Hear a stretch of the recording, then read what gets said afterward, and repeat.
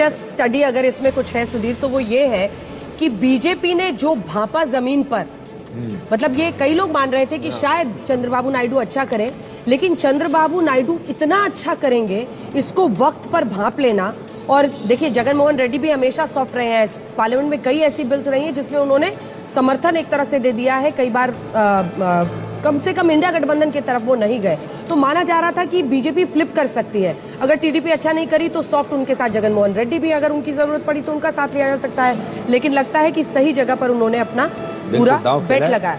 और अंजना, बहुत सारे लोग ये समझते हैं कि राजनीति में भावनाओं की कोई जगह नहीं है। राजनीति जो है एक भावना रहित एक प्रोफेशन है, लेकिन राजनीति में भावनाओं की एक बहुत महत्व होता है।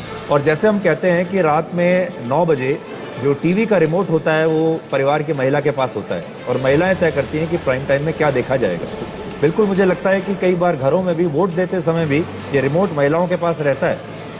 नहीं, महिलाएं जो है आज की डेट में वोट को डिसीजन करने में, निर्णय लेने में बहुत बड़ा रोल प्ले कर रही हैं, क्योंकि महिलाओं का जीवन जो है वो ज्यादा करके सरकार के ऊपर निर्भर करता है। सबसे ज्यादा प्रभावित उन्हीं का जीवन, सबसे ज्यादा प्रभावित सरकार की डिलीवरी के ऊपर सबसे ज्यादा प्रभाव होता है, तो वो केवल महिलाओं का ही। बियॉन्ड दैट मैं आपको 1-2-3 बातें और बताऊंगी, क्योंकि कई लोग ये कहते हैं कि रेवड़ियां इसलिए महिलाएं बह जाती हैं, या फला चीज है सरकार उनको दे देगी तो वो उस तरफ चली जाएंगी।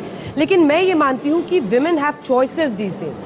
वो डिसाइड करती हैं कि हमें ये नेता अच्छा लगता है, हमें ये नेता पसंद नहीं है, और इस आधार पर भी वो अपना वोट डालती हैं। मुझे लगता है कि सबसे ज्यादा वोकल जब हम लोग ग्राउंड जीरो पर लोगों के बीच जाते हैं तो कई बार आपको पुरुष थोड़े से हिचकिचाते हुए दिखेंगे किसी का नाम लेने में, लेकिन महिलाएं जोर से लेती हैं। अगर उनको किसी का नाम लेना हो तो वो जोर शोर के साथ लेती हैं। तो वो किसी व्यक्तित्व को अगर पसंद करती हैं बतौर राजनीतिज्ञ या अपना नेता, तो उनको हिचकिचाहट नहीं है, और फिर उनको कोई अडिग, मतलब वो रहती है कि वहीं पर हम वोट डालेंगे।